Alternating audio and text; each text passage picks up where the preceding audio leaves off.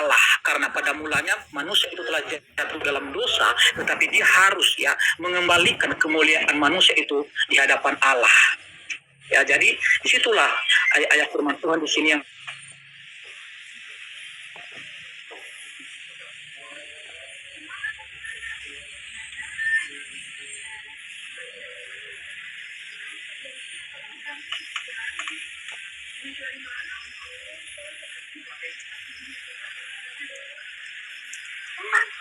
Lah kok diam?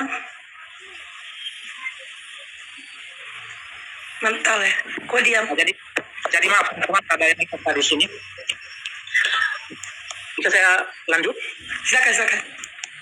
Jadi ayat-ayat inilah yang membuat kami lebih percaya diri bahwa benar-benar Yesus itu adalah Tuhan, dan masih banyak ayat-ayat yang lain ya yang meneguhkan, yang mengatakan bahwa Yesus itu adalah Tuhan ya. Jadi seperti itu dulu.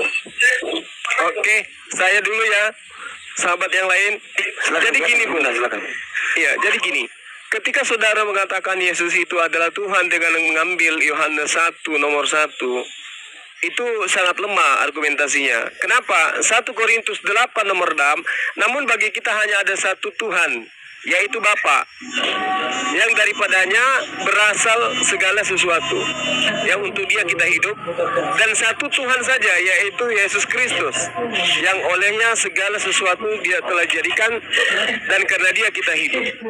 Ini bukti akurat. Bang Ami di mute bang, Bang Ami di mute. Bising, Bang Ami, Bang Amir le. Ini bukti akurat bahwa Yesus dan Bapa itu beda. Masing-masing berdiri sendiri. Yang satu berdiri satu-satunya Theos, yang satu berdiri sebagai satu-satunya Kurios. Theos dan Kurios itu berbeda. Itu pertama. Yang kedua, kita lihat di dalam Yohanes 1 nomor 3. Segala sesuatu yang dijadikan oleh dia, segala sesuatu dijadikan oleh dia, dan tanpa dia tidak ada sesuatu pun yang telah jadi dari segala yang telah dijadikan. Orang Kristen salah memahami data ini. Kenapa? Karena dia di sini sama dengan Yesus.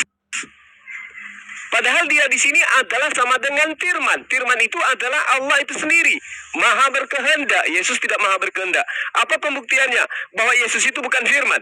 Baca di dalam Markus 11 nomor 13. Dan dari jauh Yesus melihat pohon ara yang sudah berdaun. Yesus mendekatinya untuk melihat kalau pohon ara itu, kalau Yesus mendapatkan apa yang ada pada pohon ara tersebut. Tetapi Yesus tiba di sana. Yesus tidak mendapatkan apa-apa selain daun-daun saja. Sebab memang pada saat itu bukan musim buah ara. Itu bukti Yesus bukan Firman. Jadi kalau Anda memaksakan Yesus itu adalah Tuhan itu sendiri dengan data 1 Yohanes 1 nomor 1, Anda akan ketabok dengan pernyataan Markus 1:11 nomor 13. Yesus ternyata tidak maha berkehendak dan tidak maha tahu, berarti dia bukan Firman. Sedangkan sifat Firman itu Anda boleh lihat di dalam Yesaya 55 nomor 11. Apabila Tuhan berkehendak, apa yang keluar dari mulutnya itu yang jadi. Begitu juga di dalam Mazmur 33 nomor 9. Dia berfirman, maka semuanya ada. Dia berkata, maka semuanya ada. Itu jelas. Sementara Yesus, dia tidak tahu pohon buah ara, musim buah ara. Bahkan saking tidak tahunya dan saking laparnya, saking marahnya, pohon ara pun dikutuk. Ini bukti akurat bahwa Yesus itu bukan Tuhan. Sedangkan yang dikatakan Tuhan di dalam Mazmur 33 nomor 9, kun fayakun, sebagaimana yang ada dalam Al-Quran. Innama amruhu idza arada syai'an an yaqula lahu kun fayakun. Ketika Tuhan maha berkehendak menghendaki sesuatu, maka cukup dia berkata berbuah, maka berbuahlah. Ini bukti bahwa Yesus itu bukan Firman. Jadi Anda keliru ketika Anda menuhankan Yesus berdasarkan Yohanes 1 nomor 1. Firman itu adalah Allah. Artinya sifat kalam itu adalah Allah itu sendiri. Tetapi Yesus bukan Firman. Yesus bukan kalam. Yesus adalah hasil dari Firman. Yesus adalah ciptaan yang dihasilkan dari kehendak Tuhan. Demikian, silakan. Jadi begini Bang ya.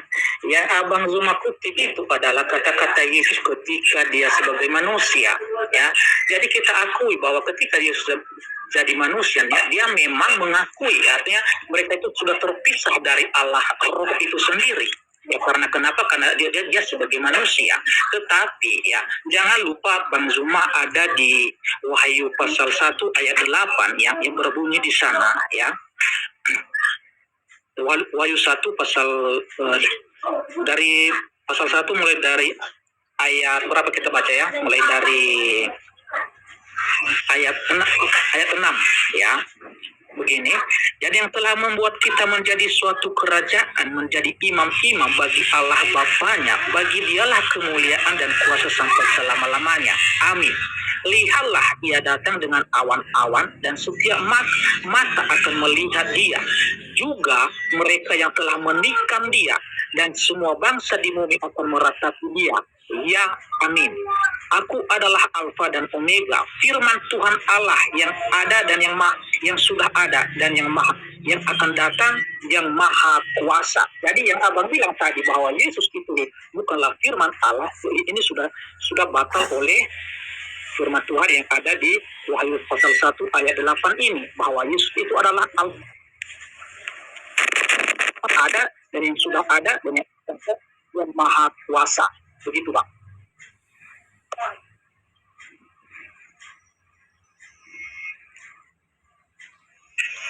Lanjut. Oke, Bang Juma, tanggapin, Bang. Oke, baik. Nah, sekarang Anda masuk ke dalam kitab Wahyu. Ya, Anda harus tahu bahwa di dalam Wahyu 1 nomor 8, Yesus sedang membacakan firman Tuhan, bukan sedang menyatakan dirinya. Firman Tuhan mana yang Yesus bacakan? Firman Tuhan yang ada di dalam Yesaya 44 nomor 6. Apa yang dikatakan di sana?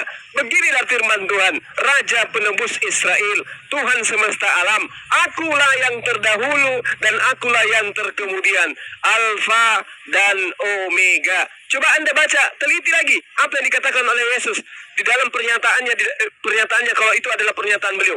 Aku adalah Alfa dan Omega, firman Tuhan Allah. Oke? Jadi firman Tuhan Allah itu adalah aku adalah Alfa dan Omega. Wah, itu asumsi Bang Suma, tidak? Apa buktinya saya tidak asumsi? Baca nomor 1-nya. Apa yang dikatakan? Apa yang dikatakan Yohanes 1 nomor 1? Inilah wahyu Yesus Kristus yang dikaruniakan. Dikaruniakan itu diberikan.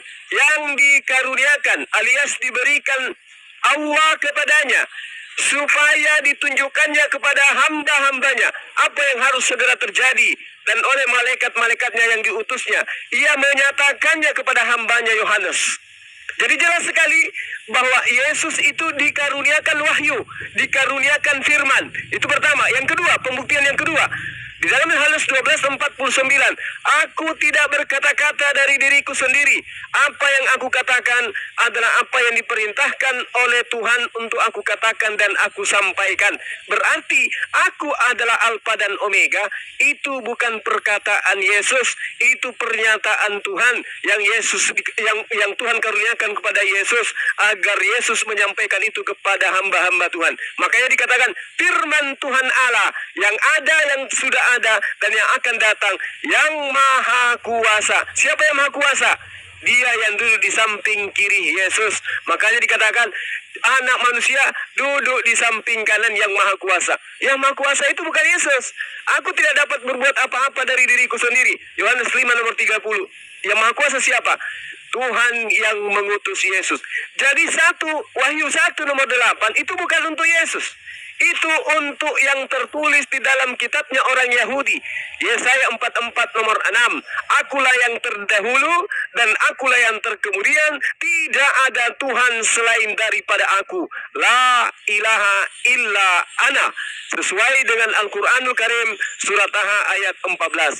Jadi saudaraku, mau lari kemanapun Anda tidak akan bisa lolos menjajakan, mempromosikan Yesus sebagai Tuhan. Karena dia hanya sebagai utusan Tuhan yang menyampaikan firman kepada Bani Israel, yang kemudian disalahartikan oleh orang Farisi, dan diajarkan kemudian ajaran orang Farisi ini kepada Romawi dan Yunani, hingga sampai ke negara kita ini. Demikian, silakan. Jadi begini Bang Zuma ya. Menyerahlah, Anda sudah terkepung. Assalamualaikum warahmatullahi wabarakatuh. Waalaikumsalam warahmatullahi wabarakatuh. Sebentar dulu Pak ya. Yang sering Bang Zuma kutip ya itu adalah mengenai kata-kata Yesus ketika dia sebagai manusia ya. Ketika dia sebagai Tuhan, abang itu buang semuanya ya. Jadi jelas-jelas ya bahwa Yesus itu ketika dia jadi manusia, memang dia berkata-kata seperti manusia itu sendiri. Artinya dia sangat memberikan contoh kepada umat manusia bagaimana memuliakan Allah, menyembah kepada Allah itu sendiri, walaupun dia itu adalah Allah sendiri, tapi karena dia telah menjadi sama dengan manusia, mengambil rupa seorang hamba itu, makanya dia selalu berkata seperti yang Abang Zuma kutip tadi. Jadi cobalah kita baca di Filipi pasal 2 ayat mulai dari ayat 5 di sini. Ya, beginilah firman Tuhan. Hendaklah kamu dalam hidupmu bersama menaruh pikiran dan perasaan yang terdapat juga dalam Kristus Yesus, yang walaupun dalam rupa Allah tidak menganggap kesetaraan dengan Allah itu sebagai milik yang harus dipertahankan, melainkan telah mengosongkan dirinya sendiri dan mengambil rupa seorang hamba dan menjadi sama dengan manusia. Dan dalam keadaannya sebagai manusia, ia telah merendahkan dirinya dan taat sampai mati, bahkan sampai mati di kayu salib. Jadi ini jelas-jelas ayat-ayat ini Bang menunjukkan bahwa memang ada itu, artinya kata-kata Yesus itu harus kita pahami betul, di mana dia berkata sebagai Tuhan dan dia berkata sebagai manusia itu sendiri. Jadi jangan salah paham untuk kata-kata Yesus. Makanya kita sebagai orang Kristen tidak sembarangan untuk menafsir setiap ayat-ayat itu.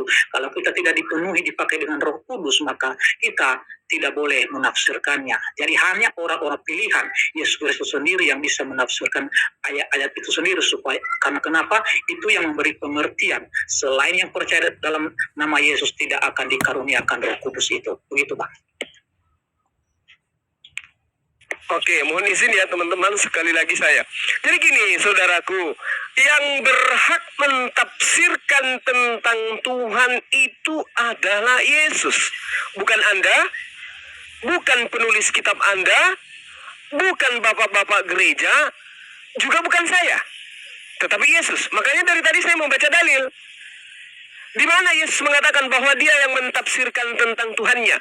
Baca Yohanes 1 nomor 18. Tidak ada orang yang pernah melihat Bapa, tidak ada manusia yang pernah melihat Tuhan, tidak ada nabi yang pernah melihat Pencipta, tetapi anaknya yang tunggal yaitu Yesus Kristus, dialah yang menceritakan.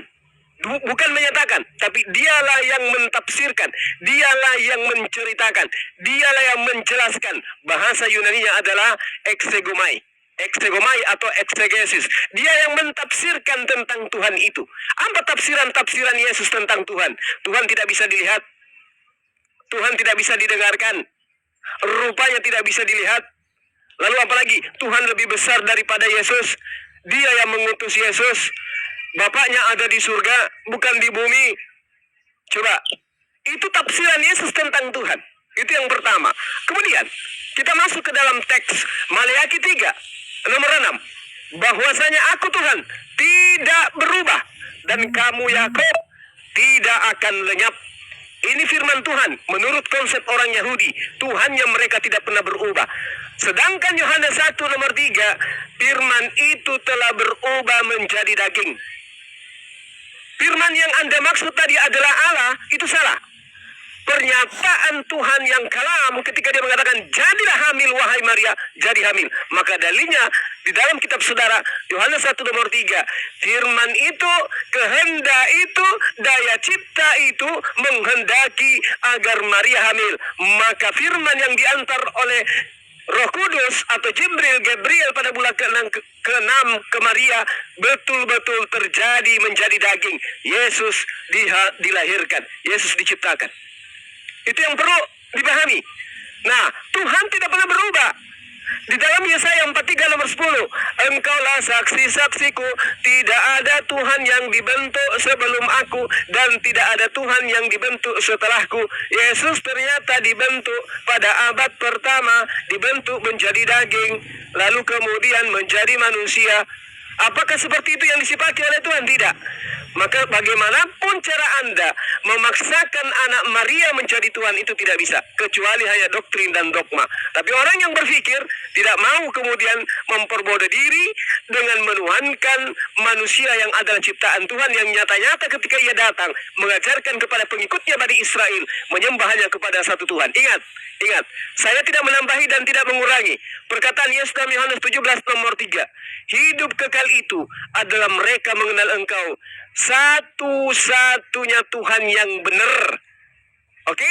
Dan di situ tidak titik. Dan mengenal Yesus yang Engkau utus. Ada satu Tuhan yang benar, ada satu yang diutus. Yang Tuhan yang benar itu adalah yang tidak terbentuk, yang diutus itu adalah yang dibentuk. Jadi kalau mau hidup kekal, maka katakan La ilaha illallah, Yesus Rasul. Yang kekal itu adalah mereka mengenal Engkau satu-satunya Tuhan yang benar, dan mengenal Yesus yang Engkau utus, Yesus Rasulullah. Demikian, silakan. Yang lain boleh masuk, silakan. Jadi begini Bang ya. Sebentar aja, 2 menit aja nih ya. Dan, jadi abang itu sudah salah menafsirkan ayat dari Yohanes pasal 1 ayat 1 itu sebetulnya. Jadi baca baik-baik itu Bang ya. Ini bunyinya ya, pada mulanya adalah firman. Ya, firman itu bersama-sama dengan Allah, dan firman itu adalah Allah. Ia pada mulanya bersama-sama dengan Allah. Segala sesuatu dijadikan oleh Dia, dan tanpa Dia tidak ada sesuatu pun yang telah jadi dari segala yang telah dijadikan. Artinya, posisi Yesus itu ketika Dia bersama-sama dengan Allah, Dia adalah firman. Artinya, apapun yang ada di langit, ya, di bumi dan segala isinya, tidak ada yang bisa dijadikan Allah tanpa firman-Nya itu sendiri, ya. Dan firman itulah yang telah menjadi manusia sesuai yang tertulis di 1 Yohanes dari ayat 8 ayat 14 tadi, ya. Dan ingat kata-kata Yesus lagi ya tentang dirinya kepada orang-orang Yahudi pada saat itu, ya. Begini ya, dari Yohanes pasal 8 mulai kita baca dari ayat 54 sampai dengan 59 biar mengerti kita Bang apa tujuan kata-kata dari Yesus itu, ya. Beginilah ya. Dari 54 ya. Jawab Yesus, "Jikalau aku memuliakan diriku sendiri, maka kemuliaanku itu sedikit pun tidak ada artinya. Bapakulah yang memuliakan aku. Tentang siapa kamu berkata, Dia adalah Allah kami? Padahal kamu tidak mengenal Dia, tetapi aku mengenal Dia. Dan jika aku berkata, aku tidak mengenal Dia, maka aku adalah pendusta sama seperti kamu. Tetapi aku mengenal Dia dan aku menuruti firman-Nya. Abraham bapamu bersukacita bahwa ia akan melihat hariku, dan ia telah melihatnya, dan ia bersukacita. Maka kata orang-orang Yahudi itu kepadanya, umurmu belum sampai 50 tahun, dan engkau telah melihat Abraham? Kata Yesus kepada mereka, aku berkata kepadamu, sesungguhnya sebelum Abraham jadi, aku telah ada. Lalu mereka mengambil batu untuk melempari Dia, tetapi Yesus menghilang dan meninggalkan bait Allah. Jadi inilah kata-kata Yesus yang menguatkan Bang Zuma bahwa Dia itu sejak kekekalan sudah ada. Ya, sebelum Abraham jadi Dia telah ada sebagai firman itu. Ya, jadi itulah yang menjadi kepercayaan kami bahwa Dia ini memang benar-benar Tuhan dan firman Allah itu sendiri. Tetapi karena Allah lah yang maha kuasa, ya, artinya walaupun firman-Nya itu telah menjadi manusia, bukan dalam arti kuasanya di tahta kerajaan surga sudah tidak ada lagi. Dia adalah Allah yang maha kuasa. Walaupun saat ini contohnya ada 1000 orang yang berdoa kepadanya, Dia mendengarkan karena Dia adalah yang maha kuasa.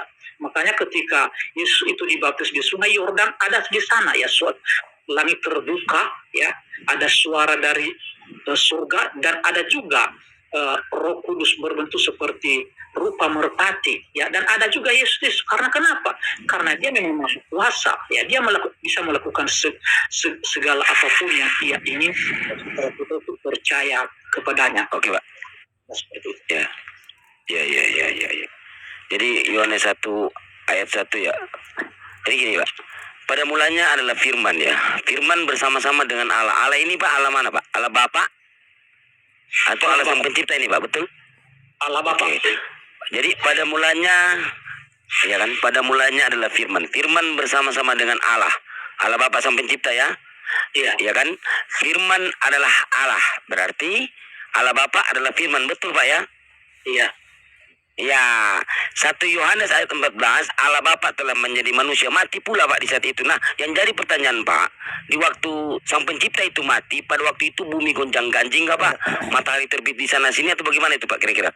Karena Sang Pencipta Allah Bapa, Sang Penguasa Pencipta sudah mati Pak di tiang salib. Silakan mungkin Bapak bisa jawab. Nah, itu tadi Pak ya, itu yang tertulis di Filipi pasal 2 ayat berapa tadi ya? Ayat 8 tadi ya. Artinya bukan dalam arti ketika Yesus itu sebagai mati dia sebagai manusia, bukan dalam arti Allah Bapa itu meninggal juga ya, karena dia maha kuasa ya, maha kuasa dia Pak. Jadi dia tetap, kalau Allah Bapa ya, rohnya itu yang maha kuasa itu tidak mungkin mati Pak. Ya, Dari roh lagi Pak. Ada Pak di situ, oke, Allah Bapa Pak, itu derita Bapak yang tertulis. Allah Bapa telah menjadi manusia. Oke Pak ya. Jadi ini yang pencipta ini telah menjadi manusia. Pak tahu nggak bahasa kata menjadi? Telah menjadi manusia. Allah Bapa Sang Penguasa ini telah menjadi manusia, gitu loh Pak. Berarti waktu di Bapak lari lagi di firman. Yohanes 1 ayat 1, firman adalah Allah Bapa adalah firman, betul? dengarkan Pak. Ya, itu derita Bapak yang tertulis. Yohanes 1:14, ya kan? Firman itu kan adalah Allah Bapa adalah firman, telah menjadi manusia, Pak. Mati pula di salib, Pak. Bapak nggak bisa lari dari situ. Itu derita Bapak yang tertulis. Nah, Baca Anda sudah terkepung. Anda sudah terkepung. Anda sudah, iya, Pak. Pak, memang itu tulisannya kan, seperti itu kan bunyinya, Pak. Itu kami nggak pelintir. ya, Itu memang itu bunyinya kan. Allah Bapa firman adalah Allah Bapa adalah firman.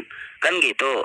Nah, katanya ya gimana? sebagai roh itu Pak yang maha kuasa itu tidak mati Pak. Oke, udah mental tadi ya, berarti roh. Nah, sekarang gini loh, Pak. Yohanes 4:24, oke, udah mental ya, berarti Bapak udah mati ya. Tadi kan di situ. Nah, sekarang roh. Allah itu roh. Kejadian 6 ayat 3, berfirmanlah Tuhan, roh Allah tidak akan tinggal selama-lamanya di dalam diri manusia. Berarti yang ada di dalam roh Yesus ini ada juga di dalam diri Bapak. Betul? Berarti Bapak juga Allah. Bukan Pak, beda. Roh Allah beda Pak ya. Roh Allah itu berkuasa. Roh manusia itu ya ada batasnya Pak, ada batasnya. Tapi kalau roh Allah itu tidak terbatas, makanya dia bermain di situ ya. Di situ yang tertulis, Pak. Di situ yang tertulis. Iya. Yohanes 4:24, Allah itu roh. Maksudnya, Ya kan? ya, Nah. yang Bapak di kejadian tadi, Yang mana roh Allah? Yang mana? maksudnya di situ supaya karena manusia itu sudah dalam Berarti dosa. roh ciptaan, berarti betul roh ciptaan, betul? Maksudnya Roh ciptaan Tuhan atau Allah itu sendiri? kalau roh yang ada di dalam diri kita sebagai manusia cipta Roh Allah. Nggak ada di situ katakan roh ciptaan, Pak. Roh Allah tidak akan tinggal selama-lamanya di dalam diri manusia. Jangan pinter-pinter itu yang tertulis di Bapak itu. Jangan pinter-pinter. Allah itu roh. Di dalam Kejadian 6 ayat 3, berfirmanlah Tuhan, roh Allah tidak akan tinggal di dalam diri manusia. Nggak ada di situ dibilang diciptakan di situ atau apa itu yang tertulis. Nah, kalau berarti silakan. Gimana, Pak? ya. Maksud Tuhan di situ adalah karena manusia sudah terlalu jahat waktu itu Pak, sehingga dia tidak mau lagi umur manusia itu panjang di bumi ini, supaya kejahatan mereka jangan sampai artinya melebar di seluruh artinya supaya kuasa dosa itu jangan terlalu besar di muka bumi ini. Makanya dia mengambil keputusan bahwa umur manusia itu hanya batas 70 tahun. Artinya rohnya itu dicabut dari manusia, hanya batas umur 70 tahun, setelah itu udah mati, meninggal. Jadi itu tujuannya Pak di situ. Iya Pak, di situ yang saya maksud itu Pak yang tertulis, ya kan? Roh Allah tidak akan tinggal di dalam diri manusia. Berarti dalam diri manusia ini Pak ada Allah, ada roh Allah. Kalian kan punya yang tertulis di Yohanes 4:24 kan Allah itu roh, betul ya? Allah itu roh. Berarti di dalam diri Yesus itu ada roh Allah seperti di dalam diri manusia Bapak ini kan? Berarti ada, berarti sama gimana? Itulah Mana? kesalahan Mana coba Bapak tunjukkan di dalam diri Yesus ada roh yang mana? Di dalam diri manusia itu ada roh yang mana? Dengarkan dulu Pak ya. Roh itu banyak Pak, karena setan pun iblis. Oh, berarti Allah itu banyak. Roh juga, tapi roh jahat ya. Roh kudus beda Pak. Roh Kudus. Elisa punya Roh Kudus Pak. Itu bayinya loncat ke perutnya. Dia punya Roh Kudus. Zakaria juga dipenuhi Roh Kudus. Berarti Zakaria Tuhan, betul? Itu Zakaria Allah juga kan? bermata 7 itu Bang Sidik, bermata 7 bertanduk 7 itu. Iya, itu Elisa juga punya dipenuhi Roh Kudus. Zakaria dipenuhi Roh Kudus. Jadi Zakaria Allah juga. Dengarkan Pak ya. Nah, gimana? Iblis setan itu disebut roh juga Pak. Ya, roh juga itu. Jadi Iya, Pak, Wahyu. Oh, berarti yang diutus Wahyu 5 ayat 6 itu, yang diutus ke dunia itu iblis. Itu roh Allah itu iblis. Berarti Tuhan Bapa itu iblis. Karena iblis tidak diciptakan kan? Berarti iblis setara Bapa berkuasa atas roh, begitu Pak? Iya kan? Memang seperti itu. kalau kata-kata Bapak seperti ini menjebak ini. Dan Lah, artinya itu yang tertulis Pak, bukan menghujat Pak. Wahyu 5 ayat 6, ketujuh roh Allah yang diutus ke bumi itu bertanduk 7 bermata 7. Jelas itu tertulis kok. pahami Pak, kata-kata. apa yang dipahami Pak? Diutus ke bumi? Diutus ke bumi apa yang saya pahami? Itu yang tertulis, terus mau dipahami bagaimana Pak? Hah? Bagaimana yang mau dipahami itu yang tertulis? Macet, Karena roh itu ya macet, nggak bisa jawab. roh Allah